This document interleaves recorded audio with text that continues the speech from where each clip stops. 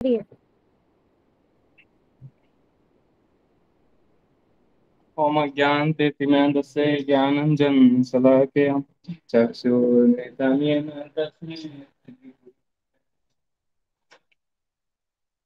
वाञ्छाकल्पतरुभ्यश्च कृपा सिन्धुभ्यः च पतितानां पावनेभ्यो वैष्णवेभ्यो नमो नमः। नमो विष्णुपादाय श्रीराधिकाप्यात्मने श्रीमते भक्तिवेदांत नारायण गोस्वामी नामने।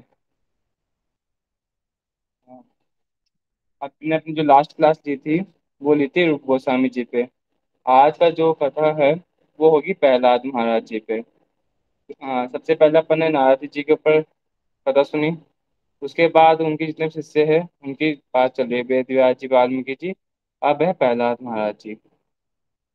प्रहलाद महाराज जी के लिए मैं बताता हूँ कौन है प्रहलाद महाराज जी। वो है 12 महाजन, जो मैंने आपको पहले बताया था एक बार कि 12 महाजन होते हैं जो भगवान के बड़े ही प्रिय भक्त होते हैं, बड़े ही प्रिय परिकर होते हैं। उनका नाम है ब्रह्मा शिव नारद चतुसन। ब्रह्मा जी को आप जानते हैं, शिव जी को आप जानते हैं, नारद जी को आप जानते हैं। तो चतुसन है ब्रह्मा जी के चार पुत्र। जी 12 महाजनों में एक आते हैं। कपिल, जो कपिल है वो मनु, प्रहलाद, जनक। प्रहलाद महाराज जी 12 महाजन में से एक आते हैं। जो जनक है, भीष्म है, यमराज है, बलि महाराज है और सुखदेव गोस्वामी जी। ये सब 12 महाजन मतलब ये भगवान के बड़े ही अत्यंत प्रिय परिकर होते हैं और भगवान की हर लीलाओं में सहायता करते हैं। अपन ने काफी बार सुना होगा जो भगवान की कथा है, जैसे भागवतम है, अमर पुराण है ना। और जिसका पान कर लेता है वो अमर हो जाता है। उसी प्रकार अपन सब ये सुनते हैं कि जो भगवान जितनी भी कथा है सब बहुत है ना, ये अमर प्रदान करती है, सबको अमर बना देती है। तो कैसे बनाती है ये अपन बात करते हैं अभी। जिस प्रकार एक मटका होता है, एक मटका है, उसमें बिल्कुल काला पानी है मटके में। अब उसको खाली करना है, उसको साफ करना है मटके को। तो कैसे कर सकते हैं? एक तो ऑप्शन है उसको उल्टा कर दो मटके को, तो काला पानी जितना भी है वो निकल जाएगा। और एक सेकंड ऑप्शन एक और होता है कि उसको किसी नल, पानी की धारा के नीचे लगा दो मटके को, बिल्कुल सीधा। अब क्या होगा, जैसे जैसे साफ पानी उसके अंदर जाएगा वैसे जो अंदर गंदगी है मटके में वो बाहर निकलती जाएगी, वो बाहर निकलती जाएगी। और कुछ समय बाद वो साफ हो जाएगी, साफ हो जाएगा। अबे तो अपन जो अपना हृदय है वो तो उल्टा नहीं कर सकते, जो अपना मन मलिन है, काम क्रोध में है, क्योंकि एक जन्म का मल, ये मल नहीं है, ये अनेक जन्मों का है। कितने अपन मतलब भोग करते हैं, कितना अपन संग करते हैं, है ना। और अपन सब जानते हैं कितना अपन जो हृदय है, झूठ बोलने में, कपटता में कितना मलिन है। तो अपन तो अपना जो दिल है वो तो उल्टा नहीं कर सकते हृदय, है ना। बट ये तो कर सकते हैं, जो भगवान की जो अमृत में कथा है, जो गुरु के मुख से निकलती है, अगर अपन उनके निकट बैठ के अपन उनको श्रवण करते हैं तो क्या होगा, जिस प्रकार वो मटका साफ हो गया उसी प्रकार जो अपना हृदय है वो भी साफ हो जाएगा एक समय। एक बार, हाँ, एक बार की सभा बैठती है, उसमें बड़े बड़े ही विद्वान लोग बैठे होते हैं, बड़ी सी सभा होती है हरिद्वार में। और बड़े बड़े विद्वान लोग बैठे होते हैं। एक टॉपिक छिड़ता है कि अमृत कहाँ पाया जाता है, अमृत कहाँ पाया जाता है। तो सबसे पहले एक पंडित था, बड़ा ही विद्वान, उसने बोला जो अमृत है वो तो समुद्र में पाया जाता है। अब समुद्र में कैसे? आप सभी जानते होंगे जब समुद्र मंथन हुआ तो अमृत कहाँ से निकला? समुद्र से निकला। ठीक है। फिर उसके बाद एक और ने बोला, एक और पंडित खड़ा होकर बोलता है, नहीं नहीं, जो अमृत है वो तो जो सांप है, सांप के निकट पाया जाता है अमृत तो। ठीक है, क्यों पाया जाता है? क्योंकि ये एक बार पता होगा आपको कि जो भीम है, जब भीम ने जो दुर्योधन ने उनको जहर दिया था, तो भीम कहाँ गए थे? नागराज वहाँ गए थे, और वहाँ पे उनको अमृत दिया गया जिससे उनके पास 10,000 हाथियों की शक्ति आ चुकी थी। फिर एक का खड़ा होता है, उसने क्या बोला, नहीं नहीं, जो अमृत है वो तो चंद्रमा में मिलता है। चंद्रमा में कैसे मिलता है? कि जब भी पूर्णिमा आती है, आप सभी ने देखा होगा कि काफी लोगों ने देखा होगा आप लोगों ने, कि जो लोग होते हैं वो छत पे खीर रखते हैं। उससे क्या होता है, लोग बोलते हैं कि ये ना अब चंद्रमा पूर्णिमा है तो ये अमृत बन जाएगा, खीर भी। ये भी सुनते हैं अपन लोग। फिर एक को पंडित खड़ा होता है, वो खड़ा हुआ, वो बोला नहीं नहीं, ना चंद्रमा में मिलता है, ना सांप के पास मिलता है, ना समुद्र में मिलता है। जो अमृत है वो तो स्त्री के मुख में मिलता है। अगर कोई स्त्री का मुख देखता है वो अमर हो जाता है। वो बड़ा हैप्पी रहता है, वो अमर हो जाता है। हाँ, अब एक को एक पंडित खड़ा होता है, वो क्या बोलता है, ना समुद्र में मिलता है, ना नाग में मिलता है, कहीं मिलता नहीं मिलता। जो अमृत है वो कहाँ मिलता है, वो मिलता है भगवान की कथाओं में। क्योंकि जो पंडित वो खड़ा हुआ था वो भगवान का भक्त था। और जो भगवान की कथा होती है वो अमर बना देती है। क्यों बनाती है? जैसे अपने उसने पहले बताया कि अमर अगर समुद्र में मिलता तो आज समुद्र खारा क्यों, वो मीठा होता, मतलब समुद्र में मिलता ही नहीं है। फिर उन्होंने बताया अगर सांप के यहाँ मिलता, सांप के यहाँ पे अगर अमृत मिलता तो अगर सांप डसता तो कोई मरता ही नहीं, कोई मरता ही नहीं। फिर उन्होंने बताया अगर चंद्रमा के यहाँ मिलता तो चंद्रमा भी पूर्णिमा से अमावस्या की ओर घटता नहीं, वो खुद ही परमानेंट नहीं है, घटता अमावस्या के ना, तो उसके पास ही अमृत नहीं है। और कोई फिर उन्होंने बताया अगर स्त्री के मुख में होता अमृत है तो जो उसका पति है उसकी कभी मृत्यु नहीं होती, उसकी कभी मृत्यु नहीं होती। फिर वो बताते हैं जो अमृत है भगवान की कथाओं में मिलता है। जब भी सौभाग्य मिले आपको, गुरु वैष्णव के निकट अगर कोई भगवान की कथा सुनता है तो उससे क्या होगा, चित्त बहुत जल्दी साफ होता है। जैसे मैंने बताया कि मटका बहुत जल्दी साफ हो गया, उसी प्रकार चित्त भी साफ होगा।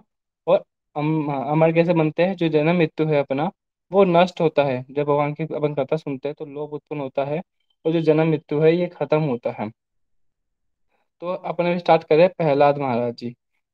श्रीमद् भागवतम है ना, कि जो भागवतम में सातवें स्कंद है, इसमें प्रहलाद महाराज जी की शिक्षाएं आती है, प्रहलाद महाराज जी का चरित्र आता है।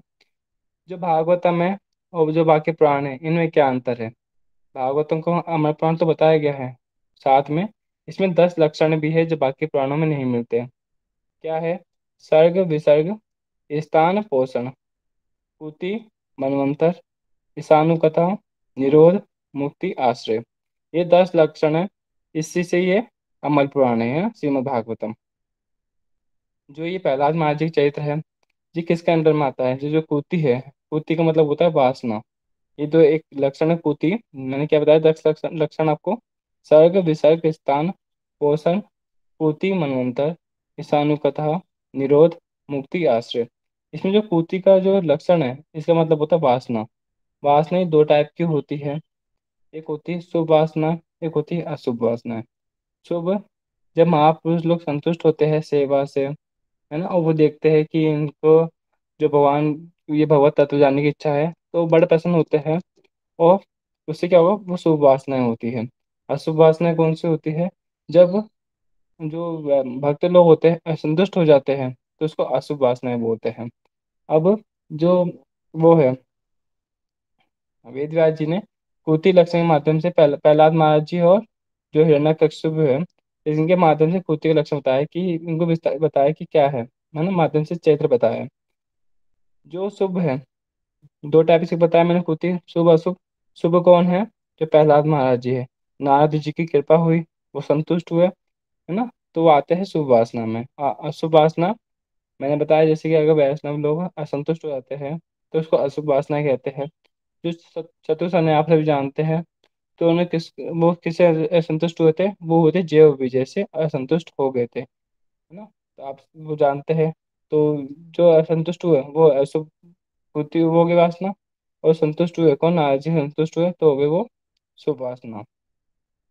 हमारे गुरु बताते हैं कि आज जो हिरण्यकश्यप है वो घर घर में है, घर घर में। देखो क्या अंतर है सतयुग द्वापर त्रेता और कलयुग में, क्या अंतर है?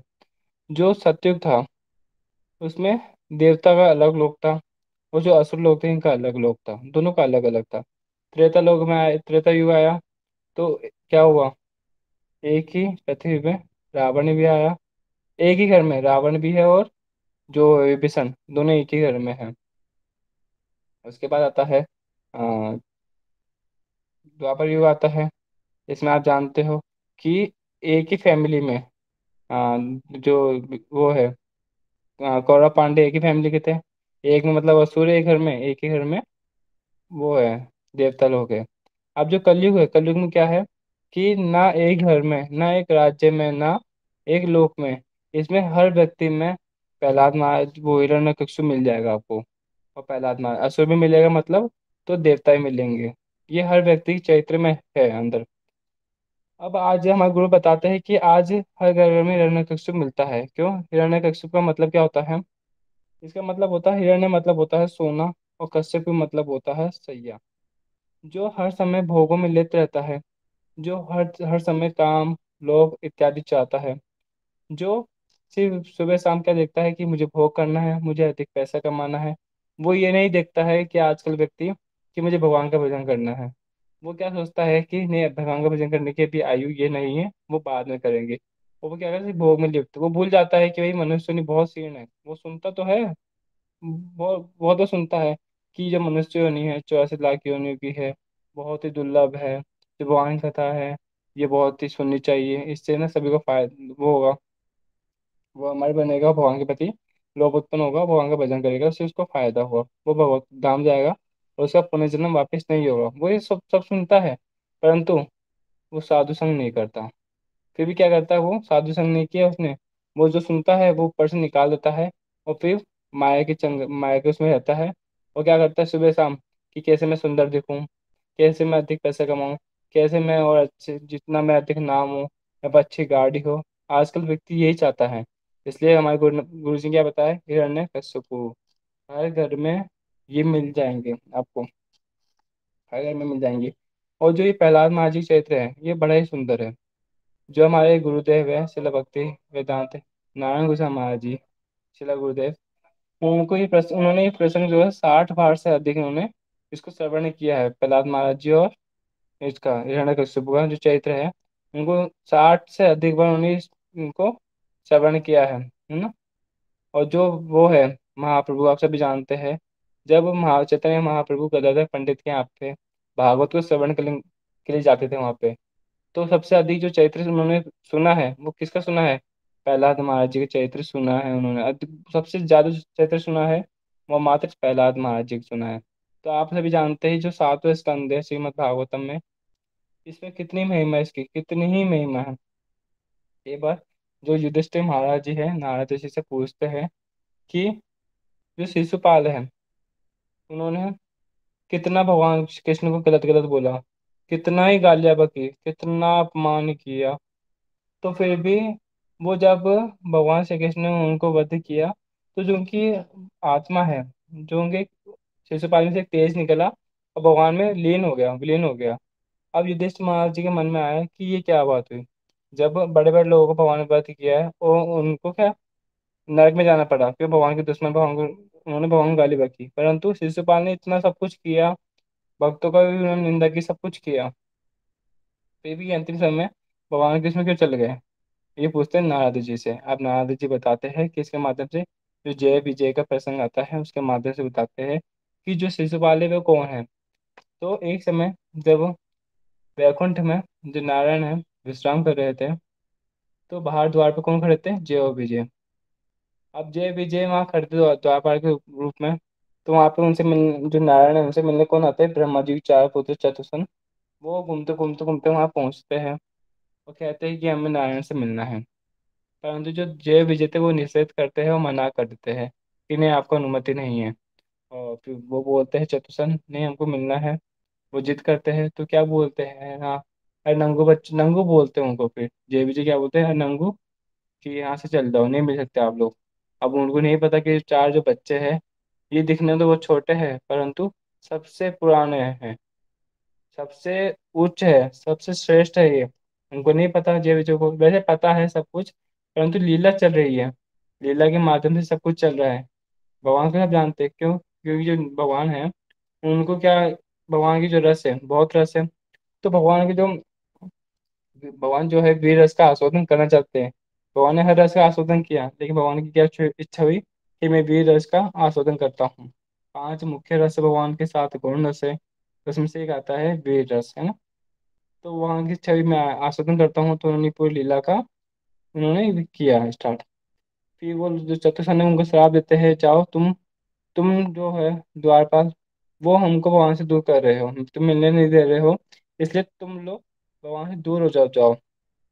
अब इतनी देर में क्या होता है, नारायण आते हैं वहाँ पे और बोलते हैं नहीं, ये मेरे भक्त है, अगर कोई गलती करते हैं किसी के चरणों में तो मतलब मैंने ही ये मेरा अपराध है।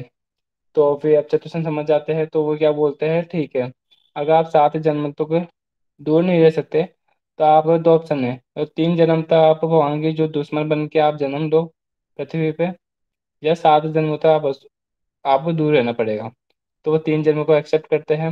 और जो पहला जन्म होता है उनका, वो होता है हिरण्याक्ष का और हिरण्यकशिपु का।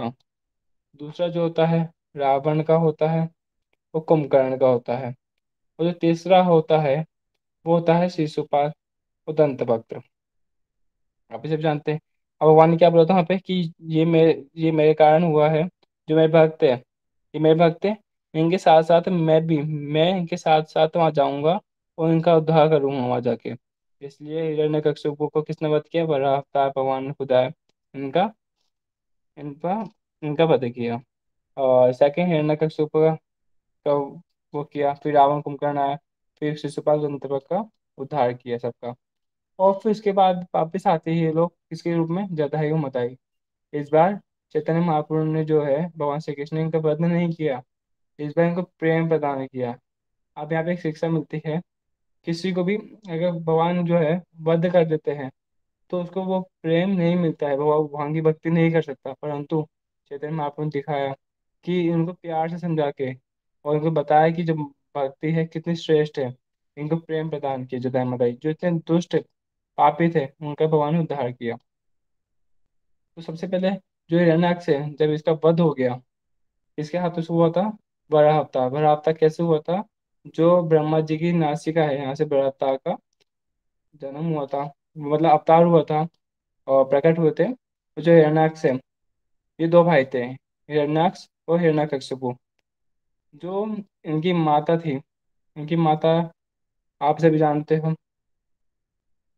और तो एक बार क्या हुआ, जब इन दोनों का जन्म हो गया, जब ये बड़े हुए हिरण्यकशिपु, तो ये चाहते थे कि हम पूरे ब्रह्मांड में अपने राज करें, जितने पृथ्वी जितने लोग 14 लोग हम इस पर राज करें और सब हमारे अंडर में रहे। तो हिरण्याक्ष का वध हो गया, बड़ा अवतार आया और उसका वध कर दिया। फिर हिरण्याक्ष ने क्या किया था, जो पृथ्वी को है वो कहाँ ले गए थे, रसातल में ले गए थे, तो वहां से उद्धार किया।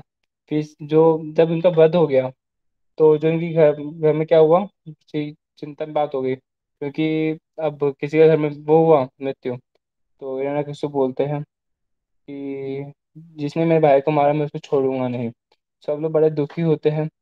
लेकिन हिरण्यकशिपु है वो बड़े शास्त्र पढ़ा था और बड़ा ही क्या बोलते सांत्वना देता है कि है ना, वो फिर एक स्टोरी के माध्यम बताते हैं कि जो मृत्यु है, वो मतलब जो हिरण्यकशिपु उनको सब कुछ पता है। वो क्या बोल रहे हैं अपने घर वालों को कि जो मृत्यु है, किसी की मृत्यु नहीं होती है, ये सही नहीं, आत्मा है, बड़े अच्छे से उपदेश देता है। और फिर एक स्टोरी सुनाता है, कौन, हिरण्यकशिपु एक स्टोरी सुनाता है। उनका स्टोरी में जो राजा है, उसी नर एक राजा है, उनकी कथा आती है कि एक बार उसी नर राजा है, उनकी मृत्यु हो जाती है। तो जो उनकी रानी है, बड़ा ही विरह हो जाती है कि अभी तो हमारा वो स्टार्ट ही हुआ है जीवन, आप अभी से हमें छोड़ के चले गए। भगवान भी कितने वो है कि अब भगवान कितने वो है, भगवान कितने कपटी है, भगवान कितने मतलब भगवान को निंदा करती है काफी कि उन्होंने जो मैं हमारे पति को अलग कर दिया, सब कुछ कर दिया। वो बड़े विरह में होते हैं, दुखी होते हैं। तो उसी समय क्या होता है कि जो यमराज जी है बालक के रूप में आते हैं और वहाँ पे उनको तत्व का ज्ञान देते हैं कि जो शरीर नहीं, ये आत्मा है, जो शरीर है ये तो जड़ है, और जो मूल है वो है आत्मा। ये शरीर नहीं, ये आत्मा है। और इनका जो मूल उद्देश्य भगवान का भजन करना है। कभी भी किसी की मृत्यु नहीं होती है, उन्हें जन्म होता है। जिस प्रकार एक व्यक्ति डेली कपड़े चेंज करता है, कपड़े चेंज करता है, कोई दुख की बात तो नहीं है। उसी प्रकार ये मनुष्य भी वस्त्र चेंज करता है, जो आत्मा भी वस्त्र चेंज करती है। कभी मनुष्य करती है, कभी जानवर करती है, कभी किसी का करती है, कभी देवता का, कभी असुर का।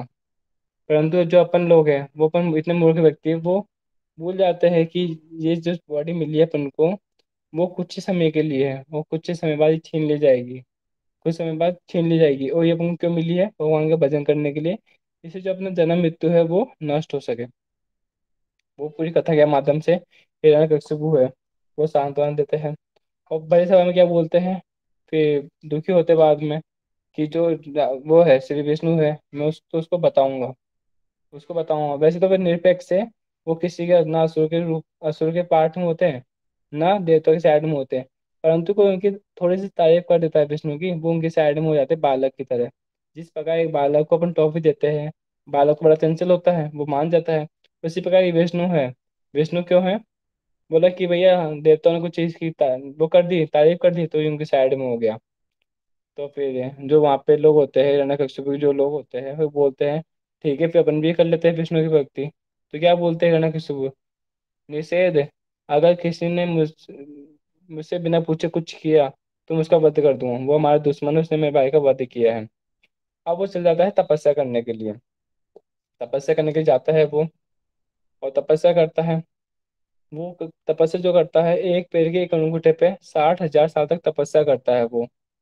अब तपस्या कर रहा है वो, उसकी जो बॉडी है कंकाल बन चुकी है, पूरी लंबी लंबी जटाएं हो चुकी है, और इतना तेज निकल रहा है, इतना तेज निकल रहा है कि जो सागर है वो तप रहा है, जो देवलोक है वो तप रहा है, जितना पूरा ब्रह्मांड है वो बहुत तपने लग गया। उसकी तपस्या इतनी हाई वो थी, उसने पूरा ना कुछ खाए पिए 60,000 तक एक अंगूठे पर पूरी तपस्या की। और जब देवी देवता लोग तो समझ गए कि भाई क्या है, जब देवता लोग पहुंचा पे तो उनको कुछ समझ नहीं आया कि भाई इतना तेज कहाँ से निकल रहा है। वो पहुंचे ब्रह्मा जी के पास। ब्रह्मा जी को पूरा प्रसंग सुनाया कि ऐसे तेज निकल रहा है, हम लोग रह नहीं पा रहे हैं वहाँ पे। तो ब्रह्मा जी वहाँ पहुंचते हैं और देखते हैं कि एक व्यक्ति जो हिरण्यकशिपु है वो तपस्या कर रहे हैं। तो वहाँ पहुंचते हैं, हिरण्य जो ब्रह्मा जी बड़े प्रसन्न होते हैं उनकी तपस्या से। और जो अपना कमंडलू है वहां से थोड़ा पानी डालते हैं उनके ऊपर। जैसे ही थोड़ा जल डालते हैं हिरण्यकशिपु पे, उनकी समाधि टूट जाती है। और वो हिरण्यकशिपु की स्तुति करता है, फिर उनकी वो बड़े प्रसन्न होते हैं कि ब्रह्मा जी सामने आ गए।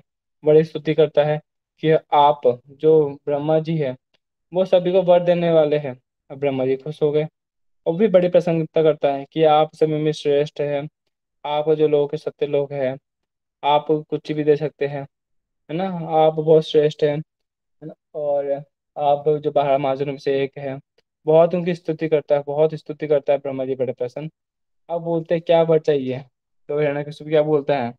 मुझे वर चाहिए कि मैं ना सुबह मरूं, ना मैं शाम को मरूं, मैं ना धरती मरूं ना आकाश में मरूं, ना किसी दिन मरूं, ना किसी महीने मरूं मैं, ना किसी साल मरूं मैं, हम्म, ना किसी असुर के हाथ में मरूं, ना किसी देवता के हाथों में मरूं, ना किसी जानवर के हाथों में मरूं मैं, ना किसी नर के हाथों में मरूं, ना किसी बालक से हाथों में मरूं, ना किसी हथियार से, जो हथियार है इसके हाथ से मेरा वध ना हो, ना किसी से भी मेरा वध ना हो। अब ब्रह्मा जी देख रहे हैं, बड़ा चंट है। इसने तो मतलब एक साइड से ये देख लो कि भाई अमर होने का वरदान ले लिया, लेकिन ब्रह्मा जी सोच रहे हैं मन ही मन में कि मैं खुद ही अमर नहीं हूँ तो मैं क्या इसको दे सकता हूँ अमर होने का। वो भी हंस रहे मन ही मन में। वो ठीक है, ब्रह्मा जी बोले ठीक है तथास्तु बोले जा रहे। अब उसके बाद क्या बोले हिरण्यकशिपु? ये तो हो गया वन साइड। अब सेकंड साइड, भाई सब तो मेरे पे पावर तो आ गई, सब कुछ आ गया, अब मैं कैसे भोग कर सकता हूँ? तो उन्होंने फिर पूरी जितने भोग की वासना है वही मांग ली कि मैं स्वर्ग को मैं कर सकता हूँ अपने कंट्रोल में, मैं ये कर सकता हूँ, ये कर लूँ मैं इतना शक्ति आ जाए, सब कुछ आ जाए, मतलब भोग करने की पूरी सब कुछ मांग ली उनसे। ब्रह्मा जी देख रहे कि भाई बड़ा चतुर है, पहले तो सब कुछ अपने साइड में ले ली, पावर ले ली, अब बोल मैं भोग भी करूंगा। और ब्रह्मा जी बोलते हैं कि तथास्तु। ब्रह्मा जी चल जाते हैं। ब्रह्मा जी हो गए अंतर्जान। अब होता है देवताओं की बारी। अब देवता हो गए भैया, देवता देखे भाई ब्रह्मा जी तो निकल गए यहाँ से, उनका वरदान देखे, अब हमारा क्या होगा? अब वो जितने भी देवता थे सब पहुंच गए कोने कोने में। वो जानते जो हिरण्यकशिपु है ये कम नहीं है, बहुत ताकतवर है, बहुत ताकतवर है ये। तो जितने भी लोग, जितने भी थे, जितने भी देवता थे, चाहे इंद्र भी क्यों ना हो, सब के सब छुप गए, सबके छप सबके सब कुछ जंगल में जाके छुप गया। कोई बोला भाई अब तो तुम हम जाके जंगल में रहेंगे और वहाँ फल खाएंगे। कोई बोला हम पानी पियेंगे मात्र, अब स्वर्ग जाना ही नहीं है हमको। सब लोग इतना डर गए, क्यों? भाई कौन है? हिरण्यकशिपु है। अब हिरण्यकशिपु क्या करता है? स्वर्ग जाता है। और जो इंद्र है, इंद्र को साइड करता है और खुद गद्दे पे बैठ जाता है। अब सब लोग जितने भी देव देवता है कैसे उनकी सेवा करते हैं, जितनी भी अप्सरा है उसके सामने नृत्य करती है, डांस करती है। क्यों? उसको खुश करने की। वो जानते हैं अगर इनको हमने वो कर दिया, नाराज कर दिया, तो ये हमारा व्रत कर देगा। अब आकाश क्या करता है? जो आकाश का देव है वो क्या करता है? जिस पर अपन तो क्या करते हैं, जब कुछ मूवी देखनी है, कुछ नाटक देखना है, तो फोन लेते हैं, यूट्यूब देखते हैं, अपन देखते हैं छोटी सी स्क्रीन पे। अब जो आकाश का जो देव है वो क्या करता है, पूरा आकाश में ये बड़ी सारी स्क्रीन पे उसको बड़ा प्रसन्न करता है, बड़े बड़े नाटक दिखाता है। और जितने भी समुद्र है, समुद्र क्या करता है, अपनी पत्नी, अब उनकी पत्नी कौन, समुद्र की जो नदी है वो उनके साथ वहां जाता है, जितने भी रत्न वहां देता है। और सात तरह के समुद्र बताए गए हैं कि कोई दूध का है, कोई गन्ने के रस का भरा हुआ है, कोई मीठा है। तो जितने भी महासमुद्र के जितने भी देव हैं सब जाते हैं उसको उसको पसंद करते हैं। गलती से भी इसको हम नाराज नहीं करते। ठीक है।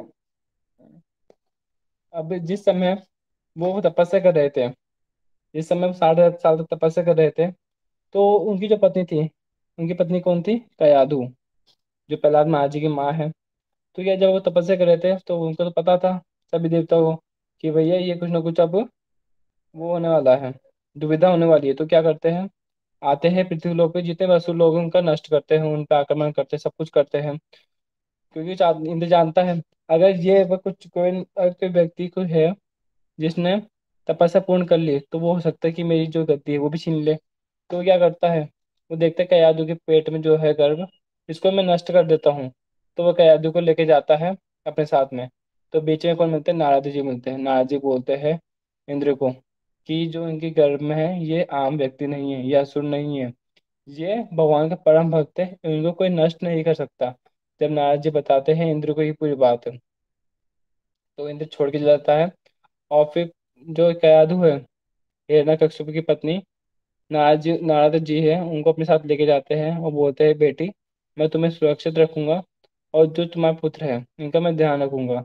तो वो पूरे 60,000 वर्ष तक नारद जी उनको पूरा भागवतम श्रवण कराते हैं, सब कुछ कराते हैं, उनको पूरा तत्व बताते हैं भगवान कौन है। माँ के घर में है ना, आप कहते हैं ना, साधु संग लव मात्र साधु, कहते बात है ना, साधु संग लव, लव मात्र साधु संग, साधु संग सब शास्त्र है, लव मात्र साधु संग सब सिद्धि हो।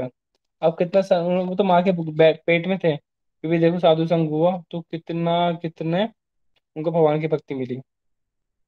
अब जब जब वो आते हैं, तो जब तक वो पेट से निकलते नहीं प्रहलाद महाराज जी, क्यों नहीं निकलते, एक आदमी कहा था, अगर प्रहलाद महाराज पहले निकल जाए, जो प्रहलाद मेरे पेट में जो बच्चा है, हिरण्यकशिपु को आने से पहले अगर निकल जाए, तो बड़ा ही वो रोस्ट होंगे, हो सकता है इसका वध भी कर दे। तो जब तक हिरण्यकशिपु नहीं आएगा जब तक ये बच्चा निकलना नहीं चाहिए। फिर हिरण्यकशिपु आता है, फिर वो बाहर निकलते हैं प्रहलाद महाराज जी, और बड़े प्रसन्न होते हैं।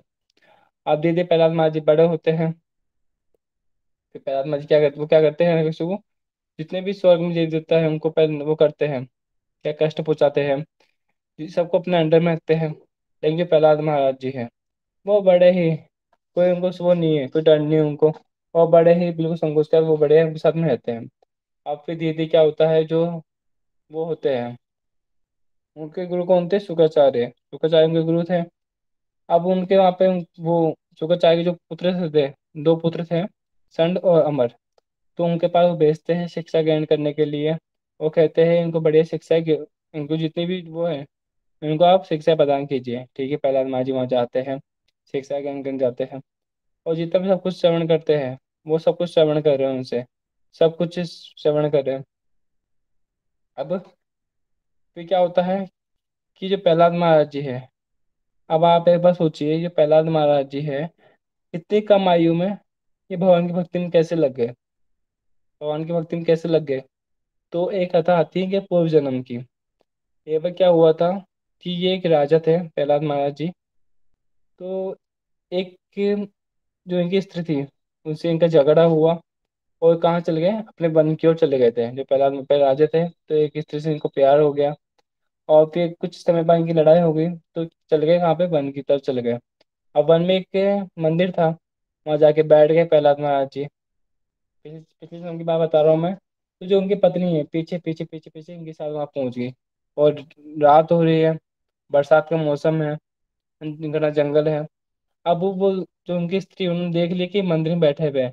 तो एक कोने में प्रहलाद महाराज जी बैठे हुए हैं, एक कोने में कौन बैठा हुआ है, जो उनकी पत्नी है वो बैठी हुई है। पूरी रात बीत बीत जाती है, जो रात होती है वो कौन सी होती है, और पूरी रात में उन्होंने कुछ खाया नहीं, ना उन्होंने एक दूसरे से बात की। और जो मंदिर था, वो मंदिर था नरसिंह भगवान का। और जो वो रात वो थी, वो दिन था, वो था नरसिंह चतुर्दशी, जो नरसिंह जी का है वो दिन था वो। तो आप देखिए कि एक दिन व्रत करने का क्या फायदा हुआ। मात्र उन्होंने फिर एक दिन व्रत किया, मात्र एक दिन नरसिंह भगवान के लिए, और उनको कितनी भक्ति प्रदान, कितनी भक्ति। अभी नरसिंह भगवान कहाँ प्रकट हुए थे, आपको पता होगा कि, वो चलो अपन सुनेंगे कहाँ पर प्रकट हुए थे। और जो प्रहलाद महाराज जी है, आप देखिए कि उन्होंने सिर्फ जो नरसिंह जी का एक दिन का व्रत किया भूखे प्यासे अनजाने में, उनको कितनी भक्ति प्रदान हुई। उसी प्रकार अगर अपन लोग जो एकादशी करते हैं, भगवान की जितने भी ये आते हैं, आविर्भाव के दिन आते हैं, वो करते हैं, तो वो कितनी भक्ति प्राप्त होती है, अपन सोच सकते हैं उस चीज को ले, है ना। अब वो जाते हैं संगम के वहाँ पे शिक्षा ग्रहण करते हैं। और फिर जब जो प्रहलाद महाराज जी वापस पुनः आते हैं अपने पिताजी के पास पूरी शिक्षा ग्रहण करने के बाद, तो प्रहलाद महाराज से पूछते हैं वो, अपनी गोदी में बैठाते हैं, बड़ा प्यार करते हैं हिरण्यकशिपु को। बोले मैं बच्चा आ गया, मैं बच्चा आ गया। फिर वो बड़ा लाड प्यार करते हैं। जिस प्रकार की शेर का बच्चा अपने बच्चे को प्यार करता है, उसी प्रकार उससे भी अधिक वो प्यार कर रहा था। और उसे पूछते हैं कि जो तुमने शिक्षा ग्रहण की है, जो आपने विद्यालय में शिक्षा ग्रहण की है, सबसे अच्छा क्या लगा आपको, तुम्हें कौन सी बात अच्छी लगती है वहाँ पे अपने गुरु के माध्यम से। उनके गुरु कौन थे, सन और अमर। तो क्या बताते हैं कि वो एक लाइन बोलते हैं क्या, कि सभी लोग मैं और मेरे में फंसे हैं, सभी घर छोड़ के भगवान को श्री हरि की शरण लेनी चाहिए। अब वो जो हिरण्यकश्यप क्या पूछे, तुमने अपने गुरु से जो सुन सीखा वो बताओ। तो वो क्या देखे, जो मेरे गुरु है वो कौन है, नारद जी मेरे गुरु है। और जो वो है सर नंबर, इनमें तो कोई गुरु तो है नहीं, तो ये तो मेरे गुरु है ही नहीं। तो वो देखे कि भाई ये मेरे जो पिताजी है वो क्या पूछ रहे हैं, मेरे गुरु, गुरु मतलब नारद जी। अब वो बताते हैं नारद, वो क्या बोलते प्रहलाद महाराज जी कि मुझे क्या अच्छा लगा, कि जो अपन मैं और मेरा करते हैं, सभी संसार में तो लोग, ये लोग फंसे हैं यहाँ पे, और सभी को भगवान श्री हरि की सेवा में लगना चाहिए। नारद जी ने उनको ये उपदेश दिया था। अब एक प्रश्न उठता है, ये प्रहलाद महाराज जी ने नारद जी जो गुरु है उनके माध्यम से पूरा श्रवण किया भगवान की कथा है, तो उनकी जो माँ है कयादू, इन्होंने भी तो सुना था, तो उनका फिर ये भक्त क्यों नहीं बनी। तो बताते हैं समय के अनुसार क्या हुआ, कि जो प्रहलाद महाराज जी, उनको तो सब कुछ याद रह गया, लेकिन कयादू सब कुछ भूल गई थी तब तक तो, किसी कारणवश वो सब कुछ भूल गई थी। अब जो प्रहलाद महाराज जी को जो याद है, तो उन्होंने बताया कि भाई श्री हरि की सेवा में जाना चाहिए सबको, सभी का कर्तव्य है ये। जो अपन अपन कौन है, सभी भगवान की दास है, अपन को भगवान की सेवा करनी चाहिए। उन्होंने ये उपदेश दिया किसको, हिरण्यकशिपु को। उनको ही लगा हिरण्यकशिपु को कि ठीक है कोई बच्चे, छोटा बच्चा है, किसने कुछ बोल दिया होगा, ये समझ, ये मान गया ऐसा। तो वो क्या करते हैं, वो बोलते प्रहलाद महाराज जी को, नहीं ऐसी बात नहीं है। बड़ा प्यार करते हैं, वो बोलते हैं कि ये तो जो देवता लोग हैं वो बड़े ही दुष्ट होते हैं, देवता बड़े दुष्ट होते हैं, और जो अपन असुर लोग हैं बड़े ही बहुत ही अच्छे लोग हैं अपन लोग। और फिर उनको वापस भेजते हैं विद्यालय में शिक्षाओं के लिए, तुम जाओ सर नंबर के पास और शिक्षा ग्रहण करके आओ। फिर वापस जाते हैं वहाँ पे। अब सर नंबर बोलते हैं किसको, प्रहलाद महाराज जी को, कि हमने तो तुम्हें ये सब सिखाया नहीं था, तुमने कहाँ से सीखा ये, तुमने कहाँ से सीखा ये सब कुछ, हमने सिखाया नहीं। क्या कोई विष्णुदूत तुम्हारे पास आया था क्या, क्या विष्णुदूत कोई तुम्हारे पास आया था क्या। तो क्या बोलते वो, कि सब भगवान की कृपा से ही होता है, किसी सिकान से कुछ नहीं होता, सब भगवान की कृपा से ही होता है ये। वहाँ उनकी वार्तालाप होती है। फिर जो सरना मरते वो देखिए कि ये तो भैया हिरण्यकशिपु का पुत्र है, अगर हमने उसको कुछ बोल दिया तो वो हमारा वध कर देगा। तो उन्होंने ज्यादा कुछ बोला नहीं, फिर उनको वापस शिक्षा के देते हैं, और ध्यान देते हैं कि अब कोई विष्णुदूत ना आ जाए, अब कोई भी विष्णुदूत है वो अंदर ना आ जाए। उससे क्या होगा कि अगर वापस विष्णुदूत आया अंदर, तो हिरण्यकशिपु हमारा वध कर देगा। ठीक है। अब वो बिल्कुल चारों तरफ सिक्योरिटी लगाते हैं, जेड प्लस की चारों तरफ सिक्योरिटी लगा दिया। उसके बाद क्या होता है, वो उनको शिक्षा देते हैं कि सर ना मरते हैं, वो कौन थे, सारे शास्त्र उन्होंने पढ़ रखे थे, सारे शास्त्र पढ़ रखे थे उन्होंने। तो वो शिक्षा देते हैं कि जो असुर लोग हैं हम कौन है, जो देवता है वो कौन है, अर्थनीति क्या है, राजनीति क्या है, वो सब कुछ बताते हैं उनको। बहुत ही समय बीतता है। उसके बाद वो वापस जाते हैं लेके, इसके बाद सर नंबर किसके पास लेके जाते हैं, हिरण्यकशिपु के पास लेके जाते हैं। और पहले ही वो समझा देते हैं प्रहलाद महाराज जी को, कि आपने लास्ट टाइम तो कुछ गलत बोल दिया, परंतु इस बार गलत बोल बोलना, हम आपके हाथ जोड़ते हैं, हमने जो सिखाया है आपको वही आप जाके वहाँ बोलना। ठीक है। जो वो सर नंबर क्या बोलते हैं, जो हम आपके गुरु हैं जो सिखाया वही बोलना। ठीक है। वहाँ जाते हैं हम। कहाँ पे, सभा में। अब जैसे वहां पे उनकी माँ देखती है उनको, माँ आई, वो उनको बड़ा ही प्यार करने लगे अपने पुत्र को देख के। पुत्र का एक होता है ना कि भाई पुत्र माँ का बड़ा संबंध होता है। तो वो देख के उनको प्यार करने लगे। और फिर उनको क्या, खिलाया पिलाया, उनको नए नए वस्त्र दिए। कभी कभी होता है ना, कभी बच्चा स्कूल से आता है तो माँ क्या करती है, देखती है, फिर उसको वस्त्र देती है, खिलाती पिलाती है, उसको बड़ा प्यार करती है। तो उसी प्रकार जो कयाधु है उनकी माँ, वो बड़ा प्यार करे उनको। नहलाया क्या ना, नहलाया, और क्या बोलती है, अब जाके तुम अपने जो पिता है उनको प्रणाम करो। वो जाते हैं अपने पिताजी के पास और दंडवत प्रणाम करते हैं। तो हिरण्यकश्यप को क्या लगता है, हाँ ये आपको सुधर गया, इसलिए बुद्धि अब सही हो गई इसकी। ठीक है, इनकी बुद्धि अब सही होगी, ये बात होती है। अब वो उनके क्या करते हैं, प्रहलाद महाराज जी को अपनी गोदी में बैठाते हैं और बड़ा ही प्यार करते हैं वापस से। जो फर्स्ट टाइम कहता है वैसे वो प्यार करते हैं, बड़ा प्यार करते हैं, और पूछते हैं, क्या पूछते हैं वापस से, कि जो तुमने अपने गुरु के निकट सुना है, उसमें तुमको क्या अच्छा लगा, सबसे अच्छा वो सुनाओ। जो तुम्हें अपने गुरु के निकट सुना है, क्या अच्छा लगा मुझे सुनाओ। फिर आप स्मरण करते हैं कि भाई मेरे गुरु कौन, नारद जी।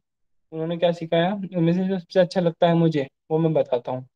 तो उन्होंने बताया नवधा भक्ति। नवधा भक्ति क्या है ये, श्रवणम कीर्तनम स्मरणम पाद सेवनम अर्चनम वंदनम दास्यम सख्यम आत्मनिवेदन। जो नवधा भक्ति है, ये भक्ति के 9 अंग है। तो अगर कोई इनका सही रूप में पालन करता है साधु संग में, तो उसको जल्दी से जल्दी भगवान की भक्ति प्राप्त हो जाती है, नवधा भक्ति।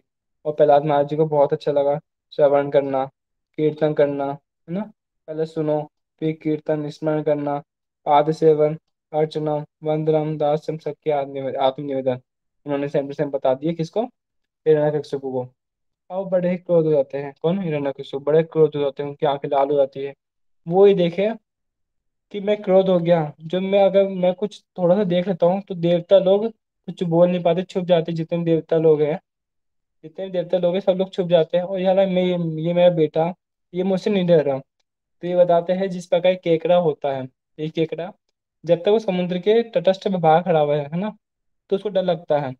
तो कोई भी उसका वध कर सकता है केकड़े का, परंतु अगर वो समुद्र की शरण में चल जाता है केकड़ा, तो क्या वो किसी डरता है, वो किसी से नहीं डरता, वो डरता ही नहीं किसी से।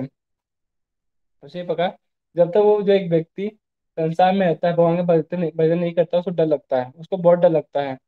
परंतु कोई भगवान की शरण में चल जाता है, शरणागत हो जाता है, जिस प्रकार केकड़ा समुद्र में इसके शरणागत होने के बाद उसको डर नहीं लगता, वो निर्भय हो जाता है।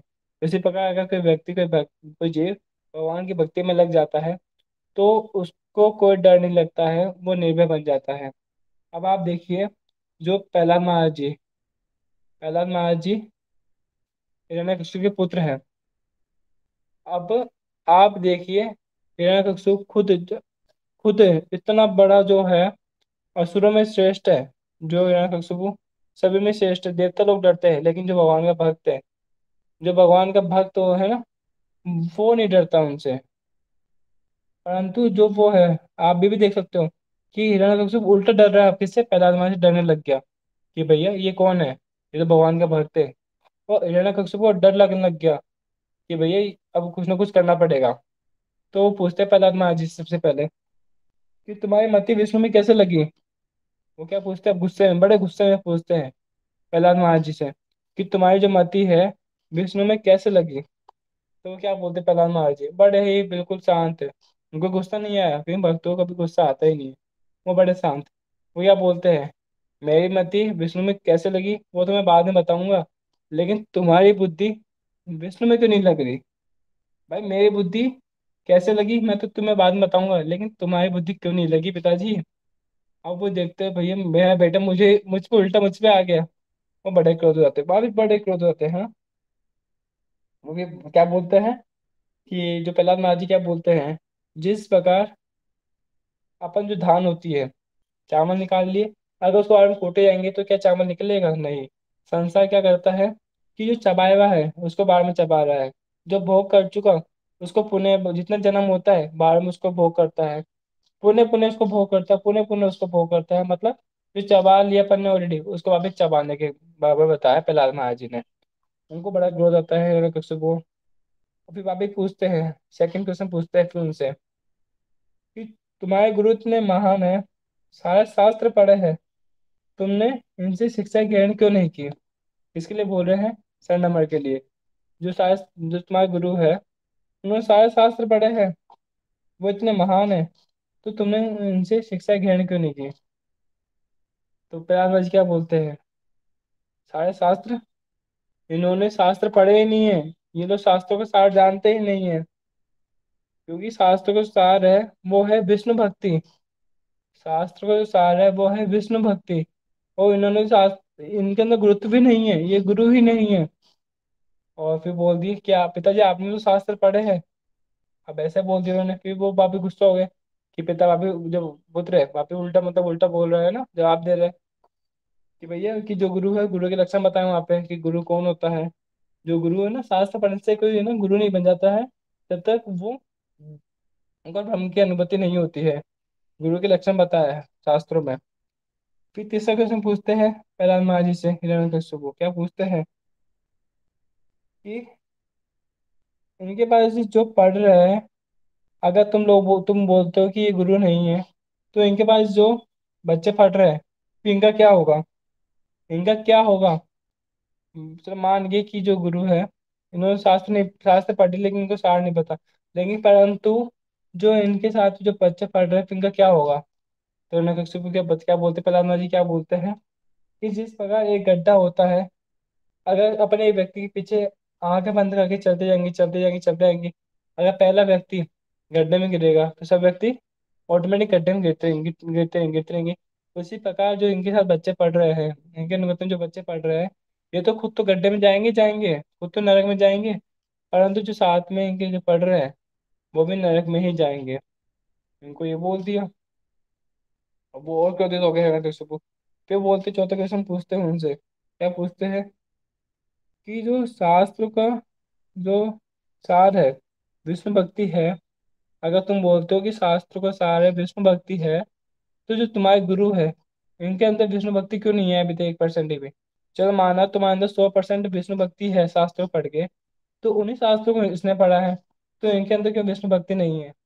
इनके अंदर विष्णु भक्ति क्यों नहीं है अभी तक? तो क्या बोलते हैं, विष्णु भक्ति ऐसे ही शास्त्रों को पढ़ने से नहीं होती है। विष्णु भक्ति बड़ी श्रेष्ठ है, वो महापुरुषों के संग से ही विष्णु भक्ति हो सकती है। मैंने तो भाई, उनको लग रहा है कि भैया इनकी जो गुरु है सरनामारी है, लेकिन उनको क्या पता है जो उनके गुरु है नारद जी, इन्होंने ऑटो में पहले ही माँ के घर में इनको शिक्षा दे दी थी। तो उन्होंने क्या बोला कि भाई महत्व पुरुष जो महान पुरुष होते हैं, इनके संग से ही जो शास्त्रों का गुड़ रहस्य सार है, वही समझ में आता है, वही समझ में आता है। और बड़े क्रोध होते हैं वापिस से, वो जो अपने पुत्र है उनको पटक देते हैं साइड में, बड़े क्रोध होते हैं। जो हिरण्यकशिपु है, पहले देखते हैं सरनामर को क्रोध आंखों से, फिर देखते हैं सभी को सभाओं में, फिर देखते हैं अपने पुत्र को, बड़े क्रोध में आते हैं। तो सरनामर क्या बोलते हैं कि हाँ महाराज जी आप कुछ समय रुकिए, जो हमारे पिताजी है शुक्राचार्य जी, वो आने वाले हैं कुछ ही समय में, तब तक हम इसको बिल्कुल बंदिश कर देंगे। जो बांध है इसको हम बांध देंगे है ना, वो बिल्कुल पैक कर देंगे। जब हमारे पिताजी आएंगे, कौन है ये जो पिताजी कौन थे, शुक्राचार्य जी जो शुरू के गुरु है, वो आएंगे तब इनकी जो बुद्धि है सही हो जाएगी, ठीक है। वो वापस लेके जाते हैं विद्यालय में। अब क्या होता है, चारों तरफ से वापस सिक्योरिटी लगाते हैं जेड प्लस की। अब जो एक बार क्या होता है, जो उनके गुरु है सर नंबर को जाते हैं कुछ काम के लिए बाहर जाते हैं, तो जब देखते हैं प्रहलाद महाराज जी कि कोई भी नहीं है, तो जितने भी क्लास में बच्चे होते हैं, फिर उनको वापस शिक्षा देने लगते हैं। जो ये चरित्र है इसमें दो मूल शिक्षा है। एक ही चरित्र है हिरण्यकशिपु और प्रहलाद महाराज जी का संवाद है, ये बहुत ही मुख्य शिक्षा है ना। वो एक शिक्षा किसकी है, जो बालक है वो, और प्रहलाद महाराज, इन दोनों की शिक्षा है। तो बताते हैं बालकों को कि जो शरीर है, ये शरीर नहीं, ये आत्मा है। ये पुण्य है ना, अपन को भगवान का भजन करने के लिए मिला है। अपन ऐसे नहीं है, अपन को भगवान का भजन करना चाहिए, अपन को भोग में लिप्त नहीं होना चाहिए, अपन को भगवान का भजन करना चाहिए, सब कुछ बताते हैं कि हमें गुरु बनाना चाहिए, हमें ये सब कुछ करना चाहिए, ठीक है। वो बताते हैं प्रहलाद महाराज जी कि जो भगवान का भजन करता है वो कृष्ण श्रेष्ठ है, जो उसी की मृत्यु नहीं होती है, लेकिन जो भगवान का भजन नहीं करता उसे जन्म मृत्यु होती रहती है। उनको पूरा ज्ञान देते हैं यहाँ पे बालकों को कि आप भगवान का भजन करो, आप निर्भय हो जाओगे, आपको किसी से डर नहीं लगेगा। आप भगवान के साथ, क्योंकि जो प्रहलाद महाराज जी हैं, वो ऑलरेडी पहले क्या है, भगवान के साथ खेल देते हैं, हंसी मजाक मतलब जो होता है मन ही मन में चिंतन करना, हंसना, कभी रोना, कभी ये करना, वो प्रहलाद महाराज जी ऑलरेडी करते थे पहले से ही। तो जब उनको शिक्षा दे रहे हैं, कितना आनंद है भक्ति में, कितना आनंद है भक्ति में। तो जब बालक है वो बोलते हैं, तुमने तो अपने गुरु को देखा नहीं, तुम अगर बोल रहे हो तुमने शिक्षा ग्रहण की है गुरु से, क्या तुमने अपने गुरु के दर्शन किए? तो बताते हैं, हाँ मैंने अपने, जब मैं माँ के गर्भ में था, माँ के पेट में था, उस टाइम मैंने अपने गुरु जो नारद जी उनके दर्शन किए थे मैंने। और जो भक्ति के तत्व बताते हैं। जो भक्ति है कि जरूरी नहीं कि जो भक्ति है कि बुढ़ापे में करनी चाहिए। शास्त्रों में ये शास्त्र में का वर्णन आता है कि जरूरी नहीं जो भक्ति है बुढ़ापे में करनी चाहिए। प्रहलाद महाराज जी को देख लो, बचपन से भक्ति कर रहे हैं। जरूरी नहीं कि भक्ति बचपन से ही हो। अगर कि मान लो कि 60 साल का हो गया, 50 साल का हो गया, वो बोला कि भाई मेरी जिंदगी पूरी निकल गई, अब मैं क्या भक्ति करूँ। तो आप देख लो भाई, कौन है जो रत्नाकर है, वाल्मीकि जी है ना। कितने समय होने बाद उन्होंने वो किया। आप जोड़ने की कोई गरीब है वही भक्ति कर सकता है, अमीर लोग भक्ति नहीं कर सकते। तो जो भरत महाराज जी है, अमरीश महाराज जी है, वो कितने अमीर थे फिर भगवान का भजन करते थे। जरूरी नहीं कि जो अमीर है वही भगवान का भजन कर सकता है। जो गरीब, कौन दासी पुत्र नारद जी, जो गरीब थे वही भगवान का भजन करके भगवान को प्राप्त किया। जरूरी नहीं कि आपको सुंदर हो तभी आप भगवान का भजन कर सकते हो। जो कुब्जा थी, कुब्जा क्या बहुत सुंदर थी? नहीं, कुब्जा बहुत सुंदर नहीं थी, फिर भी उसने भगवान को प्राप्त किया। उसने भगवान को प्राप्त किया। वो बता रहे कि बचपन से ही को हमारे आश्रय थे, है ना, कि जो भगवान का भजन है बचपन से ही करना चाहिए, भगवान का भजन बचपन से ही करना चाहिए। कब मृत्यु आ जाए आपको पता नहीं है, कब मृत्यु आ जाए आपको पता नहीं है। उन्हें वापिस से वहां पे लेके जाते हैं, वहाँ पे जो स्वर्णमंगल के गुरु आते हैं वापिस से लेके जाते हैं उनको, उनके पास। उनके पिताजी है, हिरण्यकशिपु पहले आते हैं, फिर वार्तालाप कर, वहाँ पे फिर वार्तालाप होती है। अब फिर गुस्सा आता है हिरण्यकशिपु को। अब वो उनको क्या करता है, उनको क्या आदेश देता है सभी को कि जाके इसका वध कर दो, जाके इसका वध कर दो। अगर किसी के बॉडी में, माफी उदाहरण देता है वो, अगर किसी के बॉडी में एक उंगली, उंगली में इन्फेक्शन हो गया, उंगली को काटना ही अच्छा है। उसी प्रकार ये हमारे हमारे जो घर में ये हुआ है, देवताओं का है ना, जो प्रहलाद है ये हुआ है, जो विष्णुदूत है, इसका वध कर दो। इसका वध करने पे ही हमें संतुष्टि होगी। तो क्या करते हैं, कभी हाथी के नीचे कुछ लवाते हैं प्रहलाद महाराज जी को, देखते हैं कुछ भी नहीं हुआ। जितने भी जंजीरें होते हैं जंजीरों से मारते हैं प्रहलाद महाराज जी को, जितने भी हथियार उसका वध करने की कोशिश करते हैं प्रहलाद महाराज जी को, परंतु कुछ नहीं हुआ। फिर हिरण्यकशिपु बहुत क्रोधित हो जाता है, बड़ा ही क्रोध हो गया उनको। अब क्या बोलते हैं, इसको ले जाओ मेरी आंखों के सामने से, और उसका वध करके ही आना। ठीक है। अब आप देखिए कि जो भगवान के भक्त हैं वो बड़े निर्भय होते हैं, उनको कोई डर की बात नहीं है। उनको गुस्सा तक भी नहीं है, अभी तो गुस्सा भी नहीं है उनको, है ना। अपन सोचते हैं कि भैया मेरा कौन मेरा ध्यान रखेगा, है ना, कौन मेरा क्या करेगा, पालन कौन करेगा। तो प्रहलाद महाराज जी बता रहे हैं भैया कि आपको भगवान पर पूर्ण विश्वास हो तो सब कुछ पॉसिबल है। कभी प्रहलाद महाराज जी को पहाड़ों के नीचे फेंकते हैं। अब वो पहाड़ कहाँ पे है? पहाड़ है वो साउथ में अपन जाते हैं, और विलम, और विलम वहाँ पे एक पहाड़ है, वहाँ पे एक पहाड़ है, वहां से ही प्रहलाद महाराज जी को फेंका गया था। कभी समुद्र के अंदर डालते हैं, कभी जो सांपों की गुफा होती है वहां पे डाल के पैक करते हैं, कभी खाना पीना बंद करते हैं। कभी इतना कष्ट देते, इतना कष्ट देते, परंतु प्रहलाद महाराज जी को कुछ होता नहीं, क्योंकि भक्तों को कुछ हो ही नहीं सकता। भक्तों को कष्ट होता ही नहीं है। कभी अग्नि जो उनकी बहन थी होलिका, उसके पास से बैठा के और होलिका दहन करते हैं। आप अपन सबका होली बनाते क्यों बनाते हैं अपन लोग? इसलिए मनाते हैं भैया कि जो होलिका उसका वध हो गया, लेकिन जो प्रहलाद महाराज जी को कुछ नहीं हुआ। भगवान के भक्त जो इतना भजन करते हैं उनका कुछ हो ही नहीं सकता, उनका कुछ हो ही नहीं सकता। वो डरते नहीं मेरा कुछ हो जाए। भैया आप अगर कथा सुनते हो तो आपको पता लग जाएगा, प्रहलाद महाराज जी शिक्षा दी है कि अगर कोई भजन करता है तो उसमें कुछ हो ही नहीं सकता, चाहे कुछ भी कोई कितना कर ले। क्योंकि लालन पालन कौन करता है? फिर भगवान करता है। राखे कृष्ण मारे कौन, मारे कृष्ण राखे कौन। अगर कृष्ण बचाना चाहे तो क्या कोई मार सकता है? संसार में उसको कोई नहीं मार सकता, चाहे ब्रह्मा जी क्यों ना आ जाए, उसमें कुछ भी नहीं कर सकते। लेकिन जब कृष्ण मारना चाहे तो क्या कोई बचा सकता है? कोई नहीं बचा सकता। वैसे तो जो हिरण्यकशिपु है, सबको इतना परेशान किया उन्होंने, देवताओं को सबको परेशान किया, ब्रह्मा जी बस ये है, उसे ब्रह्मा विष्णु महेश को छोड़ के सबको परेशान किया था। तो क्या भगवान भगवान जो है उस टाइम प्रकट नहीं हो सकते थे? उस टाइम प्रकट हो सकते थे, क्यों नहीं हुए? भगवान ने क्या बोला कि जो मेरा भक्त है मैं उसके लिए ही प्रकट होता हूँ मैं। जो मेरे भक्त है मैं उनके लिए प्रकट होता हूँ मैं। सब है ना जो ये श्लोक बताया, सर्वधर्मान् परित्यज्य मामेकं शरणं व्रजम्, जो सभी कुछ त्याग के मेरा भजन करता है, उसका फिर मैं क्या करता हूँ, लालन पालन करता हूँ मैं। इसलिए भगवान प्रकट कब, जब जब भगवान ने अवतार लिया किसके लिए, अपने भक्तों के लिए अवतार लिया, बाकी किसके लिए अवतार नहीं लिया भगवान ने। अब उसको, उनको बड़ा कष्ट रहता है, बड़ा कष्ट रहता है, जब देखा कि कुछ हुआ ही नहीं प्रहलाद महाराज जी को। जब देखा कि कुछ हुआ ही नहीं प्रहलाद महाराज जी को, समुद्र में डाल दिया, सांपों से कटवा दिया, हाथी के नीचे कुचलवा दिया, पहाड़ों से फेंकवा दिया, फिर भी कुछ नहीं हुआ। फिर क्रोध हो गया। अब देखो मतलब हिरण्यकशिपु डर लग रहा है, भगवान की भक्ति कितनी महिमा है। अब हिरण्यकशिपु को कितना डर लग रहा है। अब जो हनुमान जी है, हनुमान जी आप तो जानते हैं, भगवान जब हनुमान जी लंका में गए थे, तो रावण डर गया था हनुमान जी के, पता है आपको, क्योंकि सोचो जब भगवान नहीं है, भगवान के भक्तों से रावण को डर लग गया। उससे पका है हिरण्यकशिपु को किससे डर लगने लग गया, प्रहलाद महाराज जी को। चाहते हैं जितना जल्दी हो सके इसका वध हो जाए, लेकिन वध नहीं हुआ। फिर बड़ा क्रोध आता है, फिर पूछते हैं कि तेरा भगवान कहाँ पे है, तेरा भगवान कहाँ पे है।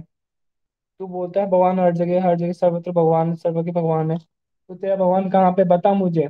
क्या इसके अंदर तेरा भगवान है, क्या इस खंबे में तेरा भगवान है, क्या तेरा एक भगवान यहाँ पे है। फिर बोलते हैं ये खंबा होता है वहाँ पे, दिखाते क्या है, इस खंबे में तेरा भगवान है। तो प्रहलाद महाराज जी बोलते हैं हाँ, इस खंबे में मेरा भगवान है। तो हिरण्यकशिपु क्या करते हैं, एक गधा होता है, गधा वो लेता है और खंबे को प्रहार करता है।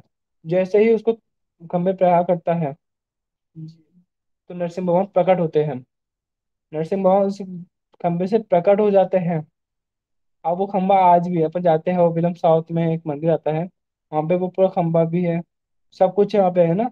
वहाँ पे नौ नरसिंह है वहाँ पे, शांत नरसिंह, उग्र नरसिंह, नौ नरसिंह वहाँ पे प्रकट हुए, अलग अलग समय पे, अलग अलग समय पे नरसिंह भगवान प्रकट होते हैं वहाँ पे। तो आज ही वो खंबा है, कभी आपको मौका मिले तो जाना वहाँ पे। मैंने खुद दर्शन किया वहाँ पे, बहुत अच्छा है वो। तो हिरण्यकशिपु प्रकट होते हैं वहां से, आ, नरसिंह भगवान प्रकट होते हैं वहां से। और क्या करते हैं, फिर उनमें युद्ध होता है, काफी भयंकर युद्ध होता है, फिर बहुत समय तक युद्ध होता है उनमें। अब आप देखिए कि जब वहां के नरसिंह भगवान प्रकट हुए थे, ना तो वो नर थे ना जानवर थे, वो थे बीच में, है ना। नर और सिंह आधे आधे थे, आप सभी जानते हैं। अब कहते हैं कि किसी भी अस्त्र शस्त्र से उनका वध ना हो, तो भगवान ने कैसे वध किया फिर उनका, नाखूनों से वध किया। ना आकाश में हो ना धरती में हो, कहाँ पे वध किया था, अपनी जंघाओं पे वध किया था। ना सुबह हो ना रात हो, तो कब वध किया था, संध्या में वध किया था उसका। ना किसी महीने में हो वध, तो कब किया था उसका वध, जो अपने मलमास आता ना, वो किसी महीने के अंतर्गत नहीं आता, मलमास के अंतर्गत उसका वध किया। देखो भगवान को अगर मारना तो भगवान कैसे ही मार सकते हैं, बोलो ना। राखे कृष्ण मारे कौन, मारे कृष्ण राखे कौन। जिसको भगवान मारना चाहे तो उसको कौन बचा सकता है। उस टाइम भगवान सभी के वर, जितने जिसने किसी ने भी वर दिया हो, उसको सबको लांग के, क्योंकि भगवान सबसे पहले भक्त वात्सल्य है, अपने भक्तों की रक्षा करते हैं, भक्तों के है भगवान। तो फिर उनकी रक्षा करते हैं वहाँ पे, हिरण्यकशिपु का वध करते हैं वहाँ पे। अब जो हिरण्यकशिपु का वध करते हैं वो बड़े ही क्रोधित होते हैं, बड़े ही क्रोधित हो जाते हैं नरसिंह भगवान वहाँ पे। अब इतने क्रोधित होते हैं, प्रहलाद महाराज जी भी दूर, सब दूर। तो जितने देवी देवता है क्या करते हैं, देखते हैं कि भैया इनका गुस्सा बहुत है, हो गया बहुत ज्यादा गुस्सा है इनका, तो शांत करते हैं। तो जितने देवी देवता है ब्रह्मा जी के पास जाते हैं, शिव जी के पास जाते हैं, सब लोग वहाँ पहुंचते हैं। तो जो गणेश जी है, वो क्या सोचते हैं, गणेश जी सबसे पहले वहाँ पे, कि मैं छोटा सा बालक हूँ, गणेश जी खुद के लिए सोच रहे हैं कि मैं छोटा सा बालक हूँ, मुझे देख के जो नरसिंह भगवान है वो शांत हो जाएंगे। तो जैसे ही नरसिंह भगवान के पास जाते हैं गणेश जी, नरसिंह भगवान बड़े क्रोधित, बहुत क्रोधित। नरसिंह भगवान जैसे ही गणेश जी को देखते हैं, और एक फूंक मारते हैं, नरसिंह भगवान एक फूंक मारते थोड़ी सी, जो गणेश जी है बहुत दूर जाके गिर जाते हैं, बहुत दूर जाके गिर जाते हैं। ठीक है। अब लक्ष्मी की बात आती है, ब्रह्मा जी सामने नहीं आएंगे, क्योंकि ब्रह्मा जी जानते हैं, ब्रह्मा जी ने ही वरदान दिया है। तब जाके जो उनके भक्त थे प्रहलाद महाराज जी, देखो जो नरसिंह भगवान को क्रोध क्यों है, क्योंकि उनके भक्त पे दुविधा आई है। उनके जो भक्त है, भक्त का कोई कष्ट आता है तो भगवान असंतुष्ट होते हैं। तो ब्रह्मा जी इसलिए सामने नहीं आ रहे, क्योंकि ब्रह्मा जी ने वर दिया उनको, और वो जानते हैं अगर मैं सामने चल गया तो मैं तो हो जाऊं नष्ट। फिर लक्ष्मी जी आती है, बड़े 16 श्रृंगार करती है। क्या सोचती है लक्ष्मी, कि मैं तो उनकी पत्नी हूँ, और पत्नी को देख के ही पति मोहित हो जाता है, पत्नी को देख के अति मोहित हो जाता है। वो बड़ा सुंदर रूप लेती है लक्ष्मी जी, श्रृंगार करती है, फिर जाती है कहाँ पे, उनके पास। लेकिन जो नरसिंह भगवान है बड़े क्रोधित में, और जैसे ही लक्ष्मी को देखते हैं, लक्ष्मी 9 2 11 हो जाती, लक्ष्मी 9 2 11 भग जाती है, वहां से गायब हो जाती है। अब फिर जितने जितने भी देवी देवता है कहाँ जाते हैं, प्रहलाद महाराज जी के पास। फिर प्रहलाद महाराज जी उनकी स्तुति करते हैं वहाँ पे, और बोलते हैं कि भगवान, मतलब स्तुति करते हैं वहाँ पे कि आप अपना गुस्सा शांत कीजिए। और जैसे नरसिंह भगवान जैसे प्रहलाद महाराज जी को देखते हैं, वो उनको गुस्सा ऑटोमेटिक शांत हो जाता है, ऑटोमेटिक शांत हो जाता है। यहाँ पे भक्तों की कितनी महिमा बताइए। वैसे तो भगवान जो प्रहलाद महाराज जी है, उनको पहले भी बचाने आ सकते थे। जब पहली बार आक्रमण किया हिरण्यकशिपु ने, तो उस टाइम भी भगवान बचाने आ सकते थे।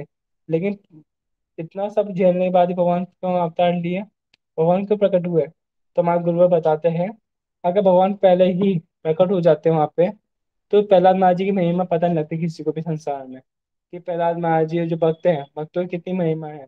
भक्त कितने शांत होते हैं, भक्त कितने सहनशील होते हैं, भक्तों की जो निष्ठा है कितनी होती है, भक्ति कितनी श्रेष्ठ होती है, भक्ति कितनी श्रेष्ठ होती है कर्म ज्ञानियों से। वहां पे भी भक्तों की महिमा बताई है वहां पे। इसलिए भगवान ने उनका वेट किया कि जिससे भक्तों की जो महिमा है वो प्रसिद्ध हो, सभी संसार में व्यक्ति जान सके कि जो भक्तों की महिमा है, भक्ति कितनी श्रेष्ठ है। फिर वहां पे स्तुति होती है। अभी देखते हैं।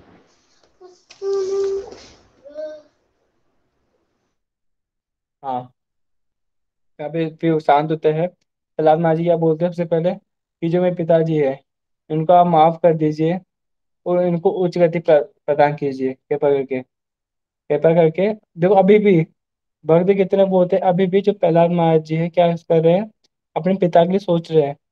तो प्रहलाद महाराज जी क्या बोलते हैं कि अभी भी एक प्रसंग आता है वहां पे, कि अगर कोई भक्त किसी कुल में जन्म लेता है, और कोई उत्तम भक्त होगा, तो उसकी जो 21 पीढ़ियां है उनका उद्धार होता है। अगर कोई मध्यम भक्त होगा, तो उसकी 14 पीढ़ियों का उद्धार होता है। अगर कोई कनिष्ठ भक्ति भी होगा, कोई कनिष्ठ भक्ति भी होगा, देखो भक्ति कितनी महिमा बताइए वहां पे। अगर कोई कनिष्ठ भक्ति भी होगा, उसकी 7 पीढ़ियों का उद्धार हो जाएगा, 7 पीढ़ियों का उद्धार हो जाएगा। और फिर बताया प्रहलाद महाराज जी को कि तुम्हारे कुल में जितने लोग आएंगे, कभी मैं उसका वध नहीं करूंगा, कभी मैं उनका वध नहीं करूंगा, और सबको उच्च गति प्राप्त होगी। तुम्हारा 21 पीढ़ियों का उद्धार पहले ही हो चुका है। प्रहलाद महाराज जी वो ये बोलते हैं, इस संसार में जितने भी संसार में पापी लोग हैं, सब जितने भी लोग हैं, सबको पाप में लेके आप उनको कृपा उनका उद्धार कीजिए, आप उनका उद्धार कीजिए। देखो ये भक्त कितना है, मतलब करुणा कितने भक्त में, कि वो बोल रहा है कि भैया सभी का संसार का पाप मैं ले लूं, और सब आप भगवान की सेवा में लग जाओ। यहाँ भक्तों की कितनी महिमा बताइए। तो भगवान बताते हैं कि जो हिरण्यकशिपु है, इसका उद्धार हो गया है, इसका उद्धार हो गया है इसका, क्योंकि इनके कुल में एक आपका जो भक्त है, भक्त प्रहलाद जी का जन्म हुआ है, इसलिए इनकी 21 पीढ़ियों का उद्धार हो गया है। और जो भी आपके कुल में जन्म लेगा, चाहे असुर हो या कोई भी हो, मैं उसका कभी वध नहीं करूंगा। अब इसी प्रसंग में आप देखिए जो प्रहलाद महाराज जी है, कितनी महिमा है भक्त की, कि उन्होंने बताया कि जो बचपन से ही भक्ति में लगना चाहिए। अपन ये बोलते नहीं, तो एक छोटा बच्चा है, इसको क्या भक्ति में लगाएंगे। तो प्रहलाद महाराज जी को देखो आप, उनका चरित्र पढ़ो, जितना अधिक से अधिक हो सके अपने बच्चों को प्रहलाद महाराज जी चरित्र सुनाओ। ऐसे नहीं उनको क्या बोलो कि बेटा अभी तो तू ते पढ़ने लिखने को मिल रहे हैं, तू खेल कूद, तू घूम ले, तू थोड़ा ये कर ले, ये कर ले, नहीं। उनको अगर भक्ति में लगाना है तो बचपन से लगाओ। अगर मान लो बच्चा या कोई बड़ा भी हो जाता है, तो स्वयं भी भक्ति में लगाओ। जैसे मैंने बताया कि भगवान की भक्ति करने की कोई एज नहीं होती है, चाहे छोटा हो या बड़ा हो, काला हो गोरा हो, कोई ऐसा भी हो, चाहे भगवान इतने भक्त असल है, सभी का सभी की सेवा ग्रहण करते हैं, सभी के जो भक्ति सभी की ग्रहण करते हैं।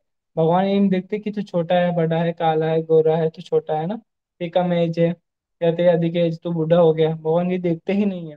अगर अभी तक अपने किसी ने भजन स्टार्ट नहीं किया है, तो अभी भी मौका है, अपन भजन कर सकते हैं, भगवान संतुष्ट हो जाएंगे अभी भी। अगर कोई जितना जल्दी हो सके समझ के भगवान का भजन करना स्टार्ट करता है, तो भगवान बहुत जल्दी प्रसन्न होते हैं, और गुरु वैष्णव बहुत जल्दी प्रसन्न होते हैं, क्योंकि उसने एक स्टेप आगे बढ़ा।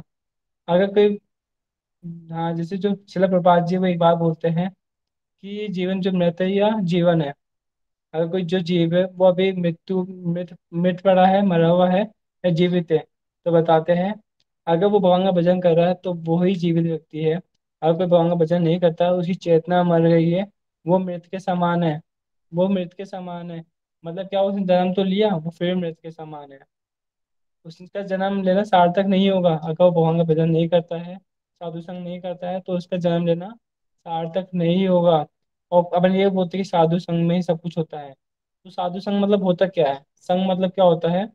कि सामने वाले की शिक्षाएं ग्रहण करना। अपन लोग बोलते हैं कि मैं घर पे रहता हूँ, है ना, मैं स्त्री हूँ, मैं संग नहीं कर सकती दीक्षा दिख, मैं तो घर पे रहती हूँ, जॉब करती हूँ। तो संघ का मतलब क्या पता है? ऐसा नहीं कि भैया 24 घंटे गुरु के निकट रहना, वो संघ नहीं बताए। संघ बताया कि उनकी शिक्षा को ग्रहण करना। अगर कोई गुरु वैष्णव की शिक्षा ग्रहण करता है तो साधु है, वो साधु संघ कर रहा है। अगर कोई शिक्षा ग्रहण नहीं कर रहा परंतु 24 घंटे गुरु के साथ में है, तो वो संघ कर ही नहीं रहा है।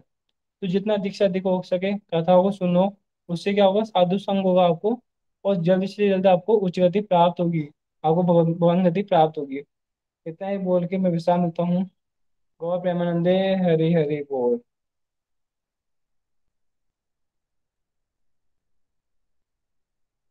हरे कृष्णा।